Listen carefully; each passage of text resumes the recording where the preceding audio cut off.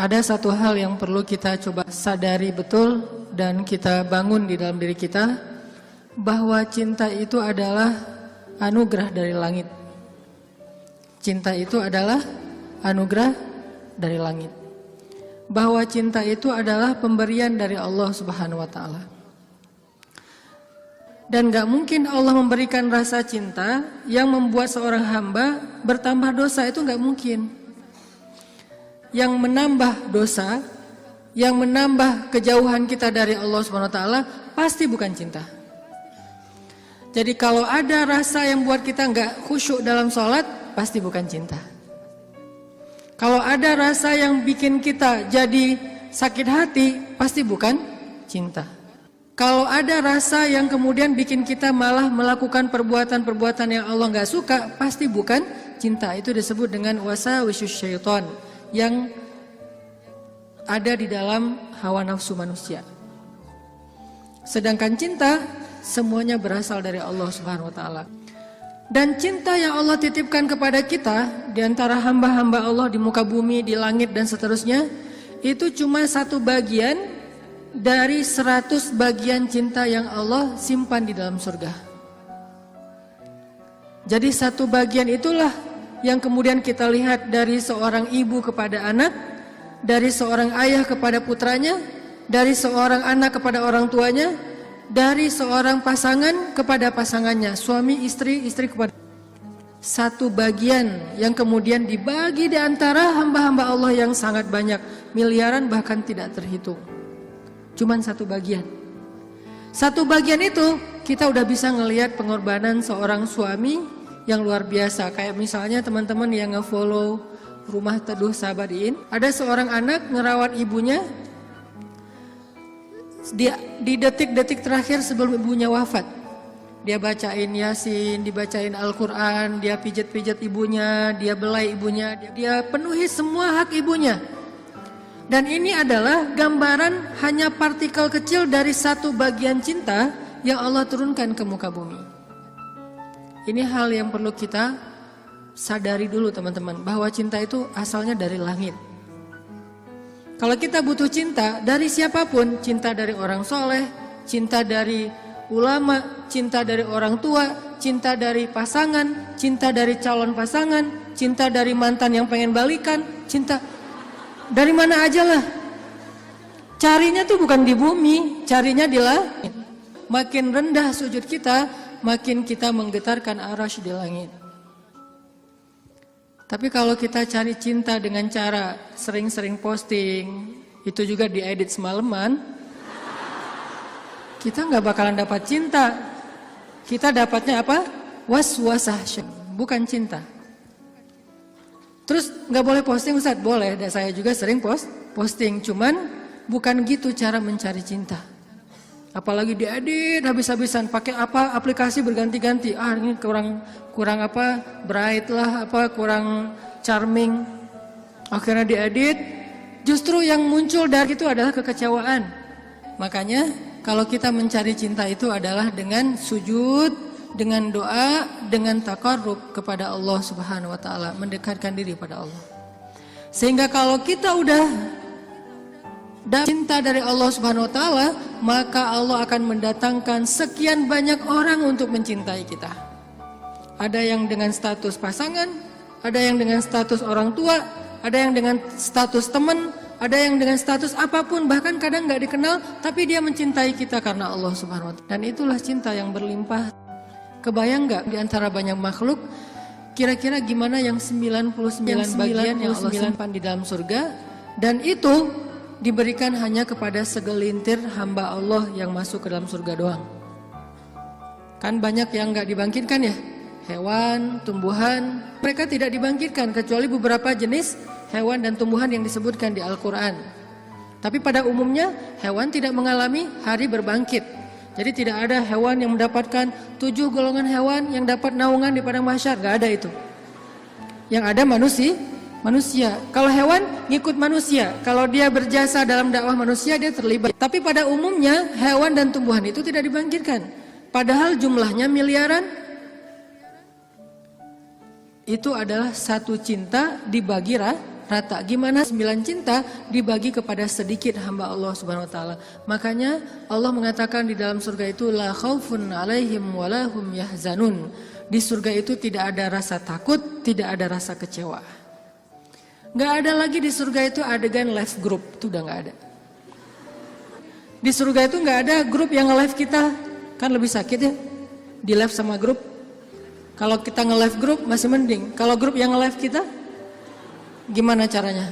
Tiba-tiba grup sepi, nggak ada broadcast, nggak ada chat, ternyata mereka bikin grup baru, kita doang yang nggak di-invite.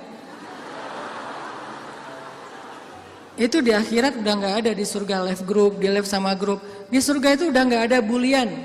Kenapa nggak ada bulian? Karena udah nggak ada jomblo.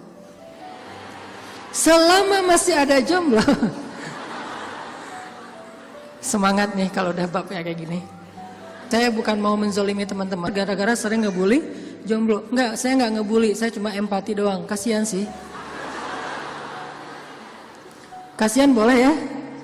Sebagian doang, yang lain insya Allah gue mah asik-asik aja Ustadz sebagai single villa gitu ya, nggak masalah. Cuman ada sebagian yang mungkin masih berat menjadi seorang yang apalagi baru aja kemarin diputusinnya dengan bahasa yang nggak enak lah gitu. Kita adik kakak aja ya, kan nggak enak tuh. Tahu nggak teman-teman, ada cara mutusin yang lebih kejam dari itu.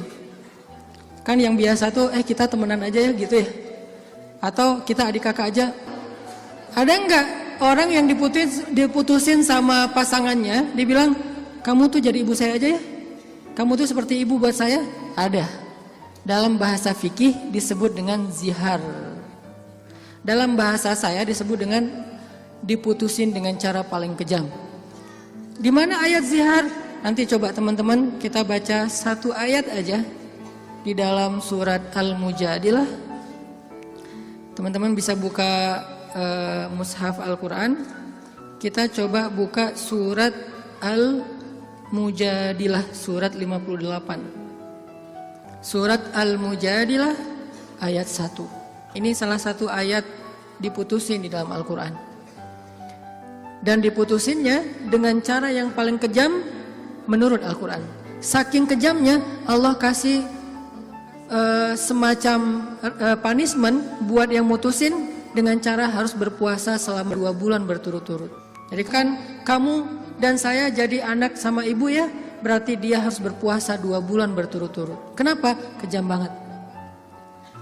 Dan Khawlah bintu Sa'labah yang disebutkan di dalam ayat ini pernah digituin sama suaminya. Dulu ketika dia masih muda, suaminya meminang dia, menikahinya. Setelah Khawlah menjadi tua, suaminya kemudian jadi marah-marah kepada Khawlah dan mengatakan, pokoknya buat saya kamu itu seperti ibu. Ini bahasa zihar kalau dalam bahasa fikih. Atau diputusin kalau dalam bahasa kita. Diputusin oleh suami sendiri dengan kata-kata, kamu itu seperti ibu buat saya. Akhirnya Khawlah bintu Sa'labah sedih banget. Khawlah sedih luar biasa. Tapi dia penasaran, maksud kata-kata suami saya apa? Maksudnya saya udah haram buat dia selama-lamanya atau itu tidak berlaku? Akhirnya Khawlah datang kepada Rasul. Ya Rasulullah, dia japri Rasul. Dia bilang, ya Rasul, saya diginiin sama suami saya. Kata suami saya bahwa dia buat saya itu, saya seperti ibu bagi dia, di capture. Apakah ini berarti saya sudah haram buat suami saya ya Rasul? Kata Nabi, ya wahai Khawlah, sudah haram. Akhirnya Khawlah sedih banget. Cuman Khawlah kalau sedih gak mau pakai emotikon nangis kepada orang lain. Emotikon nangisnya hanya kepada Allah Subhanahu wa taala. Disebut dengan watashtaki ilallah, curhat kepada Allah. Dia tidak curhat perasaannya kepada makhluk. Kan curhat itu meluapkan isi hati dan perasaan ya, curahan hati. Artinya dia gak mau mengekspresikan perasaan senang dan sedihnya kepada manusia. Kalau perlu bikin emotikon yang khas atau beli emotikon, dapat hadiah emotikon khusus, emotikon mellow dari teman-teman. Dia nggak mau mengekspresikan kesedihan dia kepada manusia. Biar yang tahu kesedihan dia cuma 2, Allah kemudian pasangannya yang halal. Orang lain nggak tahu kalau dia sedih. Orang lain nggak tahu kalau dia sedang dalam keadaan terbeban. Nggak ada yang tahu. Sampai ibunya aja nggak tahu. Ayahnya aja nggak tahu, temennya nggak tahu, gengnya tuh nggak tahu, geng SMP, SMA, SD nggak ada yang tahu. Sehingga satu-satunya yang tahu perasaan Khawlah yang luar biasa terpukul, terlukanya luar biasa, cuman Allah Subhanahu wa taala. Wa tashtaki ilallah, kemudian dia curhat kepada Allah. Itu cara yang paling baik dalam menemukan cinta. Ketika cinta itu mulai flat, ketika cinta itu mulai nggak ada rasanya, maka menumbuhkan kembali cinta itu dengan cara wa tashtaki ilallah. Gini caranya. Bukan gini. Tapi hal yang paling baik untuk dia lakukan kalau dia pengen merefresh cintanya, menambah rasa cinta, dan itu nggak hanya berlaku untuk pasangan, berlaku juga untuk teman, cinta karena Allah, berlaku juga kepada guru, berlaku juga kepada orang tua, berlaku kepada anak. Kalau kita ngerasa cinta kita mulai garing nih, mulai rasanya tuh hambar, maka yang kita lakukan watashtaki ilallah, minta kepada Allah Subhanahu wa taala. Karena dialah yang Allah titipkan, yang Allah kirimkan dalam hidup kita untuk kita luahkan semua rasa. Rasa bahagia, rasa cinta, rasa sedih, rasa kecewa. Semua ke dia, bukan ke orang lain. Kalau kita punya pasangan tapi rasa itu diungkapkan kepada orang lain, maka kita mencurangi pasangan kita. Kita punya pasangan tapi curhatnya ke orang, jadilah TTM ya. Ini berarti kita curang, gak fair sama pasangan kita. Toh kita juga gak mau digituin oleh pasangan kita kan?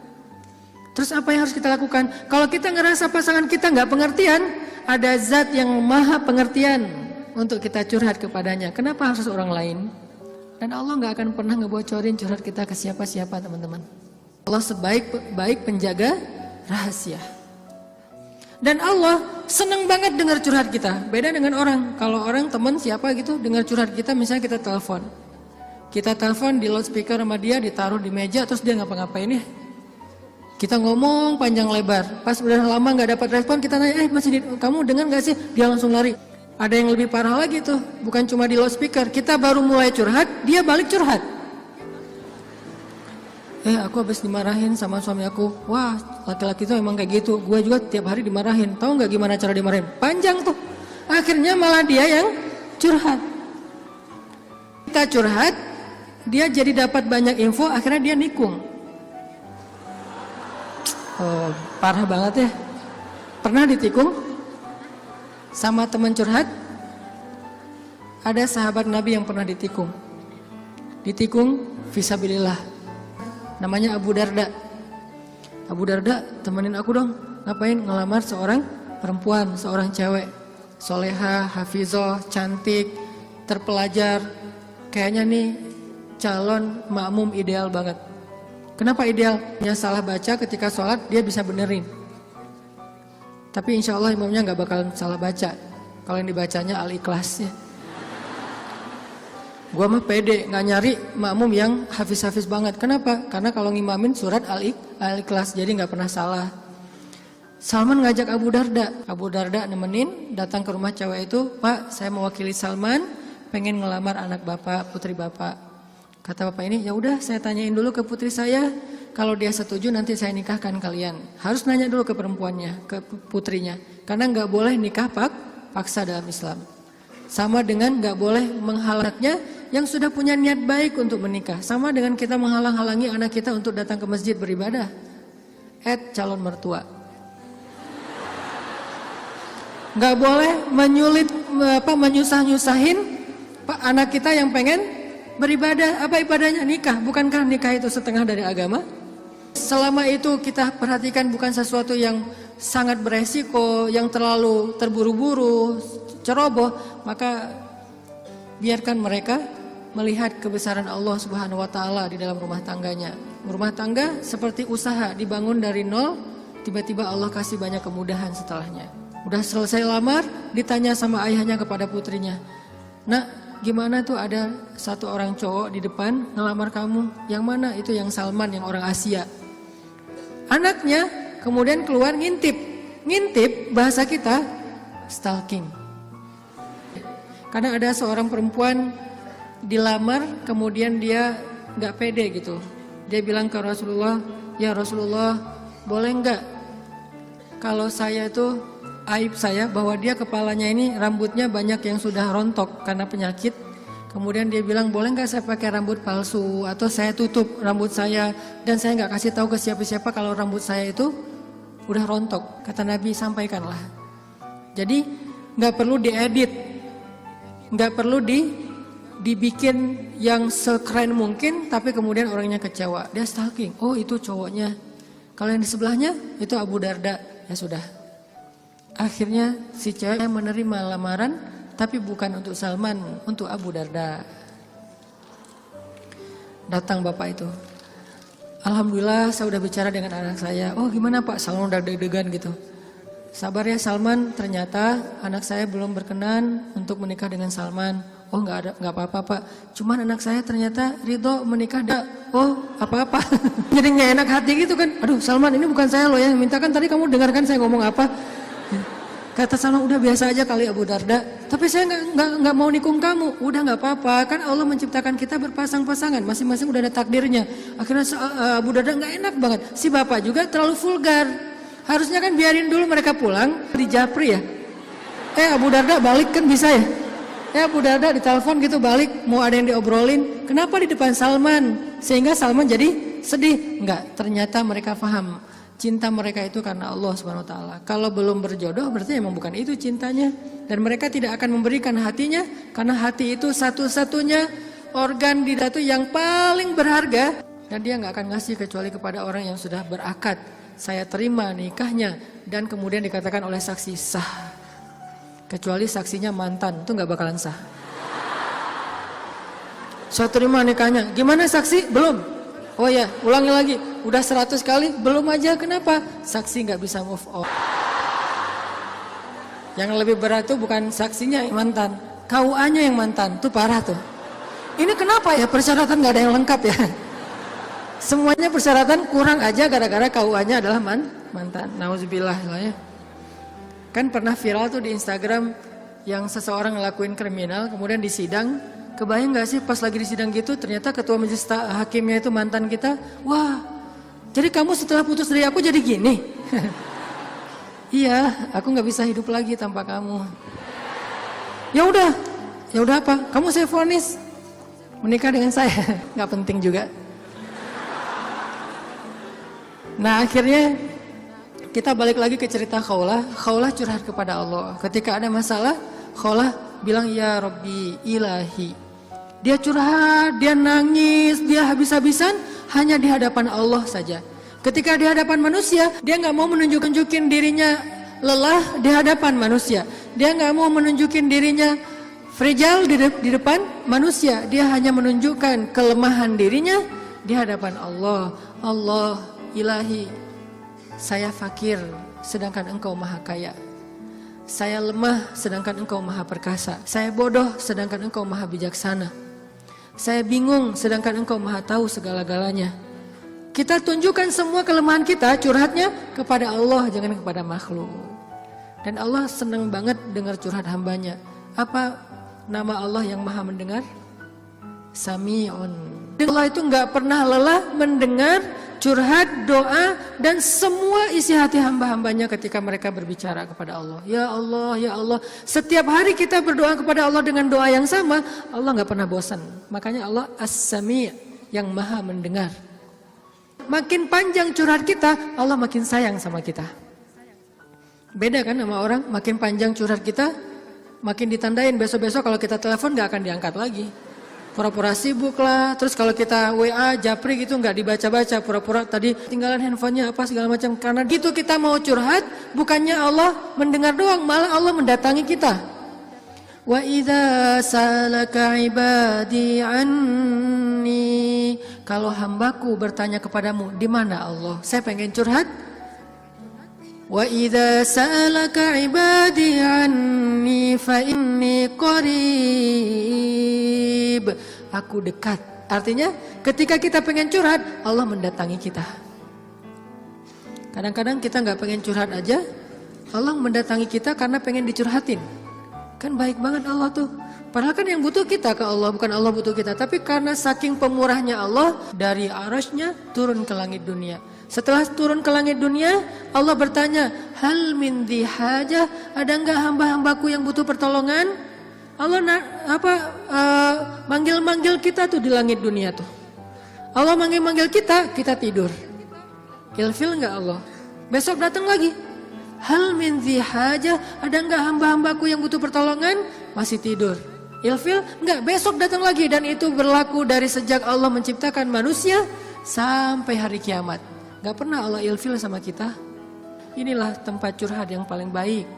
Hanya ada dua, satu kepada Allah, kedua kepada pasangan. Kalau tidak ada pasangan, bolehlah sesekali kepada orang tua. Tapi kadang-kadang harus dibatasi juga. Karena ada hal-hal yang kalau kita sampaikan kepada orang tua, pasangan kita nggak ridho. Ketika kita ngomongin ke ibu kita, mungkin pasangan kita menjadi malu karenanya. Masalah nafkah mungkin. Kan itu harga diri suami banget ya. Kalau seorang istri kemudian curhat ke ibunya, ya AA ngasihnya kurang terus setiap bulan. Kan dia jadi malu nih. Ada hal-hal yang suaminya akan malu dan gak rela. Terus kepada siapa yang insya Allah suami kita gak malu? Kepada Allah. Ya Allah, suami saya ngasih nafkah kurang terus udah berapa bulan. Saya sih berharap gak usah banyak-banyak ya Allah, 30 juta aja sebulan. Ini masih kurang 29 juta, kurang sejuta curhat ya. Karena suami kita juga curhatnya ke Allah. Ya Allah, saya pengen nambahin nafkah buat istri saya. Ya Allah, ya Allah, ya Allah. Dua-duanya curhat nih. Kalau perlu curhatnya sambil pegangan tangan, kan seru tuh. Coba kalau masih sendiri, pegangan tangan siapa? Gini-gini. Mana ya tangan? Kalau sholat tahajud berdua sama sendiri. Kalau sendiri, yang banguninnya alarm. Nggak enak banget tuh. Ring, apa sih berisik? Tapi kalau udah berpasangan, yang banguninnya suara lembut. Kang, bangun. Akhirnya makin tidur. Ini tapi bukan fikih ya. Ini iseng-isengan saya doang nanya ke istri saya. Yang. Kalau kita sholat tuh boleh gak sih gandengan? Istri saya nanya, gandengan gimana? Jadi kita tengah malam tuh nanya-nanya kayak gituan. Gandengan gimana? Gini, jadi kita takbir terus. Boleh gak sih kayak gitu? Nanya ya. Tapi kalau deketan boleh kan? Boleh. Ya udah deketan lagi dong. Lagi sah. Bisa gak ngomong kayak gitu ke teman kos-kosan? Deket lagi dong. Bahaya. Makanya teman-teman curhat sama Allah SWT. Analogi dan contoh kasusnya mungkin masalah cinta dengan pasangan ya. Tapi moral of the story-nya tuh bisa kita pakai dalam apa aja. Karena kita punya masalah bukan cuma dengan pasangan, bukan cuma dengan teman, tapi kita punya masalah dalam pekerjaan, dalam apa aja. Pokoknya mau curhat ke langit. Karena Allah selalu menunggu kita curhat. Yang di seluruh bumi juga makhluk-makhluk Allah selain jin dan manusia setiap hari berdoa kepada Allah. Masa kita nggak mau berdoa? Kulla yaumin huwa fi sya'n wa la ya'uduhu hifdzuhuma. Curhat sama Allah. Akhirnya Khawlah udah selesai datang ke Nabi. Kalau bahasa kita kayak ngejapri ke Nabi gitu. Nabi bilang, kamu sama suami kamu sudah haram selama-lamanya. Karena zihar itu adalah tradisi Arab jahiliyah. Kamu buat saya seperti ibu. Itu tradisi Arab jahiliyah yang gak baik banget. Sangat-sangat tidak adil kepada perempuan. Jadi ini salah satu ayat bukti bahwa Al-Quran itu benar-benar turun untuk mengangkat kehormatan perempuan. Karena tradisi Arab jahiliyah, kalau dia udah mulai bosan sama istrinya, langsung dia ceraikan seumur hidup. Kenapa seumur hidup? Biar gak dapat waris, biar gak ada tanggung jawab apa-apa, nafkah segala macam. Kan curang banget kan?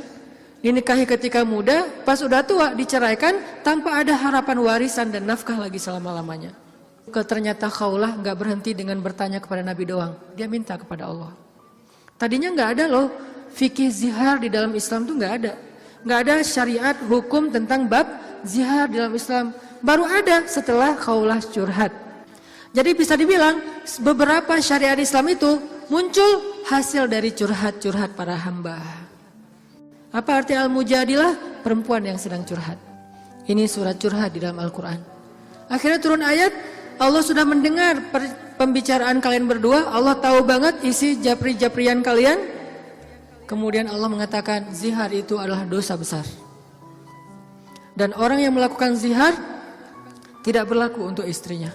Tapi dia wajib menebus dosa itu dengan cara berpuasa 2 bulan berturut-turut. Suami dari Khawlah orang yang sudah sangat tua. Nabi panggil dia ke sini. Akhirnya sahabat nyari-nyari dia, dipanggil ke rumah Nabi. Kemudian Nabi mengatakan, sudah turun ayat tentang masalah kamu dengan Khawlah. Allah nggak redha dengan apa yang kamu lakukan kepada Khawlah. Akhirnya dia dimarahin sama Nabi. Kemudian dia mengatakan, ya Rasulullah, saya sadar, saya insaf, saya taubat. Terus gimana menebusnya ya Rasul? Kata Nabi, berpuasalah 2 bulan berturut-turut. Dia bingung. Rasul, saya ini laki-laki yang sudah tua. Jangankan 2 bulan berturut-turut, sehari aja batal. Nggak boleh batal sehari aja, nggak boleh. Kalau batal sehari, nggak bisa besok dilanjutkan, nggak bisa. Langsung mulai dari nol. Ya Rasul, saya puasa sehari aja nggak kuat, gimana 2 bulan? Rasul mengelus dada kemudian mengatakan, ya udah kalau gitu beri makan 60 orang miskin.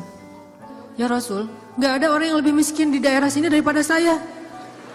Akhirnya Nabi ngambil beberapa karung korma, dikasih ke dia, ngasih makan ini untuk keluargamu. Ini juga menjadi dalil gimana Islam itu agama yang sangat-sangat toleran. Allah pengen memudahkan kalian, Allah nggak pengen menyusahkan kalian. Semua syariat Islam itu adalah memudahkan kita, nggak ada yang menyusahkan kita. Semua syariat Islam itu gampang, simpel, mudah, nggak ada yang susah. Salah satunya adalah menikah, itu mudah banget. Mana Ustadz? Buktinya masih banyak yang masih sing. Berarti bukan Allah yang menyusahkan pernikahan, calon mertua tuh. Nah Allah mah memudahkan kan ya. Bayangin pernikahan itu kan simpel ya. Akad nikah sederhana kan. Yang cuman saya nikahkan putri saya terima putri bapak dengan mahar sekian dibayar tunai, sah. Akhirnya berubahlah status, berduaan apalagi dan seterusnya apalagi dosa aja isinya. Sekarang berubah. Memandang aja berpahala. Apalagi ya memandang aja berpahala, kebayang gak tuh? Memandang pasangan itu sama kayak memandang Ka'bah. Duduk sambil ngeliatin Ka'bah itu pahalanya kayak 2 rakaat sholat loh. Sholat mutlak. Berarti memandang istri yang lagi rempong sama dengan 2 rakaat sholat mutlak. Baru memandang gimana menyentuh, gimana mengecup keningnya, gimana memeluknya, gimana dan gimana. Ibadah sholat mudah banget, nggak bisa berdiri, duduk, nggak bisa duduk, berbaring, nggak bisa sholat tepat waktu, dijamak, nggak bisa menjamak, dikosor, dikodok. Kenapa dikodok? Soalnya ketiduran. Yang penting jangan istiqomah. Masa mengkodok istiqomah ya? Jam 9 pagi, sholat apa itu? Kodok subuh. Sekalian dijamak dengan duha. Istiqomah udah setahun kayak gitu. Nah ini. Kayak misalnya kita pulang malam, belum isya nih. Tadi pas isya, pas lagi di jalan macet-macetan, sampai di rumah capek banget, mandi segala macam, makan, akhirnya ketiduran. Lupa kalau kita belum sholat isya, bangun-bangun subuh, oh iya ya semalam saya belum isya. Gak apa-apa, lakukan ketika kita ingat. Karena itu lupa atau gak sadar atau gak tahu ilmunya. Balik lagi, akhirnya Allah turunkan ayat untuk ngebela Khawlah bintu Sa'labah. Kenapa? Curhat kepada Allah. Jadi butuh cinta, butuh ditambahkan rasa cinta, butuh diharmoniskan perasaan cintanya, minta kepada Allah karena cinta itu dari Allah Subhanahu wa taala, bukan dari makhluk. Hati kita itu ada di antara jemarinya Allah, ada di dalam genggamannya Allah. Kadang-kadang kita sendiri nggak berkuasa untuk nolak apa yang diinginkan oleh hati kita sendiri loh. Dan saya ngebuktiin banget, saya sering bilang saya itu bukan tipe istri saya banget. Ada 4 hal yang istri saya nggak mau, 4-4-nya ada di saya. Ketika sebelum ketemu saya, pokoknya saya nggak mau ini. Aduh, nggak mau banget deh, nggak banget deh. Makanya jangan gampang nyumpahin ya. Nanti malah dikasih seperti yang kita sebutin. 4 hal yang saya nggak pengen banget ada suami saya yang 4 ini. Ternyata pada diri saya ada 4-4-nya. Ya Allah, tundukkanlah hatinya untukku, ce. Ditundukkan. Kok saya nggak bisa nolak kamu? Ya. Kuat-kuatan doa kan? Dia berdoa, ya Allah please jangan orang itu. Ya Allah please yang dia. Kuat-kuatan doa. Ya Allah jangan orang itu please, jangan orang itu. Ya Allah please dia aja, jangan yang lain. Ustadz dilawan ya. Doa. Jadi minta sama Allah itu gampang banget loh. Hidup kita tuh cuma masalahnya cuma gini doang. Buat saya hidup saya itu modalnya bukan duit, bukan teman, walaupun itu semuanya penting dan berharga, tapi modal paling penting dalam hidup saya itu ini. Makanya saya nggak mau sama sekali menggadaikan doa dengan makanan yang syubhat dan haram, nggak mau saya. Misalnya jalan ke luar negeri kayak kemarin New Zealand, Jepang yang bukan yang muslimnya minoritas kan susah nyari makanan halal tuh.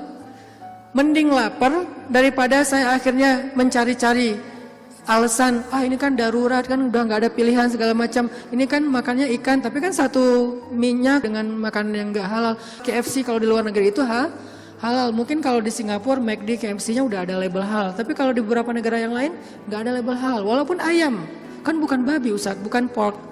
Tapi kan dia nggak disembelih dengan nama Allah. Saya nggak mau. Pengen ngerasain gimana ya rasanya ayam goreng di mana gitu, ayam kriuk di mana, dia beda dengan di Indonesia. Tapi kan itu bahayanya bukan masalah hal haram, menggadaikan doa kita. Begitu kita makan, kenyangnya cuma sebentar, nanti juga udah lapar lagi, tapi doa kita ditolak 40 hari 40 malam. Dimana kalau pas lagi di luar negeri, terus kita ada masalah di imigrasi pas di bandara, kita berdoa gimana cara Allah akan mengabulkan? Kenapa? Modal kita dalam hidup tuh doa banget tuh. Saya ngerasa banget banyak keajaiban dalam hidup gara-gara berdoa. Bukan berarti saya udah soleh ya, bukan. Allah yang maha baik. Minta, ya Allah saya lagi butuh ini. Jadi duit kita teman-teman ada di sisi Allah. Jadi gak usah khawatir, tinggal minta. Teman-teman khawatir gak nyimpan duit di bank? Gak khawatir kan? Uang ada di bank 1M. Tenang kan? Kenapa kok tenang nitip uang 1M kepada manusia, tapi gak tenang menitipkan harta itu kepada Allah? Ini gak fair nih imannya nih. Kalau Allah lebih dahsyat daripada kartu dan buku rekening apa? Allah tidak pernah ingkar janji. La yukhliful mi'ad. Allah lah yang memberi kalian rezeki. Allah lah yang menjamin untuk kalian hidup. Sehingga buat saya pribadi, saya tuh orang kaya. Uangnya di mana Ustaz? Di Allah. Saya tuh orang kaya, punya banyak aset. Mana asetnya? Allah yang tahu. Saya nggak tahu, tapi Allah tahu. Kan gitu kan, sederhana sebetulnya, gampang banget. Duit ada di Allah. Sama kayak orang bilang, saya banyak duit, alhamdulillah sekarang ada beberapa ratus juta. Di mana? Di bank. Aman? Enggak. Walaupun kita merasa nyaman, tapi enggak aman. Kalau di Allah, kita enggak merasa nyaman, padahal itu yang paling aman. Tapi kan enggak ada wujudnya Ustaz. Emang di bank ada wujudnya? Tapi kan enggak ada bukti apa-apa segala macam. Apakah Allah pernah ingkar janji? Enggak pernah. Tapi nariknya gimana Ustaz? Kalau ke bank kita tinggal datang ke tellernya, kita minta. Kalau ke Allah lebih gampang, gak perlu macet-macetan ke teller, gak perlu ngambil nomor antri, tinggal gini doang. Lebih mudah. Gak ada tapi untuk Allah. Tapi itu hanya berlaku buat kita. Sebaik apapun kita ada tapinya. Tapi kan dia juga manusia. Minimal. Kalau enggak, tapi kan dia gak jujur. Tapi kan dia jahat. Tapi kan dia curang. Kalau dia orang baik, tapi kan dia manusia. Tetap ada kurangnya kan? Kalau Allah gak ada tapinya. Allah nggak akan memberikan harta karena kekurangan. Allah maha kaya. Allah terlalu sibuk. Allah maha kuasa. Allah nggak dengar. Allah maha mendengar. Allah misalnya nggak melihat. Allah maha menyaksikan. Apa sih yang kita persoalkan dari Allah? Tinggal gini doang. Tapi saya udah sering gini nggak didengar sama Allah. Berarti kita nggak punya kontrak. Kontrak itu udah kita batalin dengan makanan yang haram. Kontrak itu udah kita batalin dengan memutuskan silaturahim. Kontrak itu udah kita batalin dengan berburuk sangka kepada Allah. Itu kan yang membatalkan kontrak. Begitu kita berburuk sangka kepada Allah, apa sih maunya Allah nih? Ya Allah, please tolong saya dong. Tapi ngomongnya apa sih maunya? Allah, batal kontraknya. Harusnya kita mengatakan, ya Allah, bantu saya ya Allah. Saya yakin tidak ada sesuatu yang sia-sia dari takdirmu. Kita berbaik sangka kepada Allah, maka Allah pasti akan menunaikan janji. Wa aufu bi ahdi, ufi bi ahdikum. Tunaikan janji kalian kepada aku tunaikan janji aku kepada kalian. Modal itu doa banget teman-teman.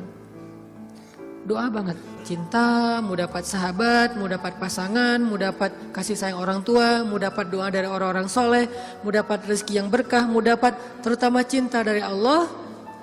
Caranya adalah menengadahlah ke langit, bukan ke bumi.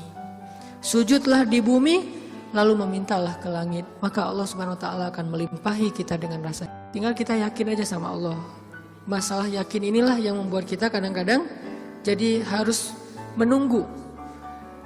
Menunggu keajaiban dari Allah tergantung tingkat keraguan. Makin besar ragu kita, makin lama kita menunggu datangnya pertolongan Allah. Makin kuat keyakinan kita, makin cepat datangnya pertolongan Allah. Orangnya soleh banget, imannya pasti kuat tuh. Tapi dia belum ditolong aja sama Allah. Nah, berarti kita belum paham cara Allah menolong kita. Allah nolong kita itu dengan dua cara teman-teman. Pertama, pertolongan UGD. Apa yang dilakukan Allah? Allah akan menolong hati kita terlebih dahulu. Bukan masalah kita diangkat, hatinya yang dikuatkan. Itu pertolongan Allah. Tapi diuji oleh Allah dengan sakit, dengan kemiskinan. Kok Allah nggak mendengar doa dia? Nggak, Allah mendengar doa dia. Terus apa bukti pertolongan Allah? Allah nggak langsung ngasih dia duit, sembuh dan segala macam, bukan. Allah kuatkan hatinya sehingga kita nggak habis pikir, kok dia bisa bertahan ya dengan kondisi kayak gitu. Kok dia tetap bisa bahagia ya dengan keluarganya dalam kondisi kayak gitu. Ibu di rumah Teduh Sahabadiin itu, ibu ini pasien kanker apa gitu. Beliau udah parah banget dan dirawat sendiri di rumah sakit, nggak ada yang jagain. Kenapa? Karena suaminya lumpuh. Kebayang nggak tuh ujian rumah tangga? Anaknya masih kecil-kecil, salah satu anaknya tuh SMA ngurus ayahnya. Sementara suaminya lumpuh udah nggak bisa ngapa-ngapain, maaf. Buang air kecil, air besar di tempat tidur, semuanya di tempat tidur, nggak berdaya. Istrinya kanker stadium lanjut, dirawat di rumah sakit Hasan Sadikin, tapi nggak dapat kamar sehingga harus bolak-balik. Kalau bolak-balik ke rumah jauh, akhirnya tinggal di rumah Teduh. Cuman yang pertanyaan istri saya agak heran, udah berapa lama suaminya lumpuh? Udah 3 tahun. Istri saya ngelihat anaknya baru 1 tahun. Loh, anaknya baru 1 tahun ya? Iya. Suaminya udah lumpuh 3 tahun. Terus gimana caranya? Maksudnya masih bisa dikasih keturunan, yang penting jangan dibayangin aja. Gak boleh ngebayangin. Kita hanya ngebahas hikmah. Bukan kok bisa ya? Masya Allah luar biasa ya. Allah masih tetap ngasih kebahagiaan kepada mereka. Anak bayi sebagai hiburan buat mereka. Kalau suaminya lagi kangen anaknya dibawa ke rumah. Kalau istrinya lagi kangen dibawa ke rumah sakit. Ganti-gantian, penyejuk hati mereka. Allah pengen menguatkan hati mereka dengan sakitnya lewat seorang bayi. Itu cara Allah menolong kita teman-teman sebelum diangkat masalah kita. Sehingga jangan salah paham, kalau ada orang soleh miskin, kalau ada orang soleh sakit, kalau ada orang soleh kena musibah terus. Mungkin Allah tidak langsung menyelesaikan masalah dia, tetapi Allah lebih suka untuk menjaga hati dia, karena dengan cara kayak gitu Allah akan terus dekat dengan dia. Kadang kalau kita diselesaikan masalahnya oleh Allah, tiba-tiba jadi jauh kan? Ya Allah tolong saya tahajud 1 juz 1 malam. Luar biasa tuh kalau lagi ada masalah. 1 masalah selesai, gak usah tahajud. Sholat aja dijamak lagi tuh tadi. Maghrib dijamak dengan isya, zuhur dijamak dengan asar, subuh dijamak dengan duha. Jadi sehari menjamak 3 kali sholat. Kenapa? Udah gak ngerasa butuh sama Allah. Allah tahu itu. Makanya ini kayaknya hambaku nih kalau aku tolong nanti jauh lagi. Sementara aku kangen. Kan tetap happy, tetap bahagia. Yang gak bahagia itu orang yang lihat. Yang justru gak tega itu yang ngelihat, yang ngerasain. Biasa-biasa aja. Saya kadang-kadang gak habis pikir dengan beberapa orang teman saya, soleh banget, hidupnya tuh susah banget. Kerjaannya gak jelas, penghasilannya gak seberapa, anaknya banyak, dan sering nunggak gitu di sekolah teh. Tapi saya lihat keluarganya, anak-anaknya senyum-senyum semuanya, pada hafal Al-Quran, suami istri akur, segala macam. Kok mereka bisa bahagia dengan modal hidup yang cuma segitu, sementara ada keluarga lain yang modal hidupnya berlimpah tapi gak bahagia. Karena yang ini ditolong hatinya, yang itu tidak ditolong hatinya. Minta aja sama Allah, apapun masalah kita. Apalagi cuma masalah perasaan hati. Allah bolak-balikan hati sesuka Allah. Gampang banget buat Allah. Kadang-kadang yang saya cerita, ketika kita terbesit dalam hati aja Allah wujudkan kan. Kayak ada seorang ibu di Dumai, cuman terbesit di hati gak ngomong loh. Tiba-tiba saya kepikiran, pengen ke Dumai Kenapa Ustaz? Gak tahu, pengen aja ke Dumai. Akhirnya kita ngumpulin tuh daftar yang ngundang di seluruh Indonesia, terus kita yang nentuin mau kemana. Ke Dumai Akhirnya nentuin beli tiket ke Dumai, walaupun sebetulnya jadwalnya tuh rush banget loh. Jadi jadwalnya tuh sangat padat, tapi bela-belain ke Dumai. Kenapa? Allah yang menuntun hati saya, menggerakkan hati saya untuk datang ke Dumai. Begitu saya sampai di Dumai, ternyata Allah men-setting beliau yang menjemput kita di bandara, lalu 1 mobil, kata beliau, inilah batin saya sebulan yang lalu. Allah ngasih bukan cuma di sebuah taklim, 1 mobil bisa curhat masalahnya. Bukan saya soleh, bukan, dianya yang solehah. Allah yang maha baik. Dan kita bisa banget. Jadi kalau orang bisa datang ke kita lewat doa, berarti jodoh juga bisa datang ke kita lewat doa. Tinggal kuat-kuatin aja doanya kayak tadi. Saya pernah satu raudhah dengan seorang calon pejabat ya. Satu raudhah, dia lagi umroh, saya juga lagi umroh. Kita satu karpet hijau tuh raudhah. Kebenaran saya tahu beliau dan gak setuju dia menjabat karena banyak mudaratnya daripada manfaat. Dan saya tahu karena mau menjabat waktu itu, dan saya tebak-tebak aja nih kayaknya doanya supaya dia dipilih nih. Dia doa di sebelah saya juga doa di sebelah dia. Saya doanya pas dengerin kayaknya khusyuk banget doanya, nangis-nangis itu. Ya Allah, tolong jangan kabulkan doa orang di sebelah. Karena mudaratnya lebih banyak, saya nggak rela banget dia yang berkuasa karena bahaya banget. Jelas doa itu yang paling luar biasa. Sama kayak kita menjalani hidup, ada masalah dikit tinggal gini kan. Sama kayak kita ada asuransi, ada masalah dikit tinggal klaim. Cuman ngeklaim asuransi kan lama nih. Kita harus bayar 200.000 dulu, kita harus ada prosesnya dulu. Kalau ke Allah, kenapa kita ngeluh? Kok lama banget ya Allah, kok lama banget? Enggak, kalau kita yakin akad kita dengan Allah di sini. Makin kuat di sini, makin cepat Allah menolong kita, dan itu ajaib banget. Saya nolak kalau misalnya Allah mau mendatangkan sesuatu dalam hidup saya, gimana pun ditolak tetap akan datang. Tetap akan ketemu. Alam yajidka yatiman fa'awah wa wajadaka dhallan fahada wa wajadaka ailan fa'aghna.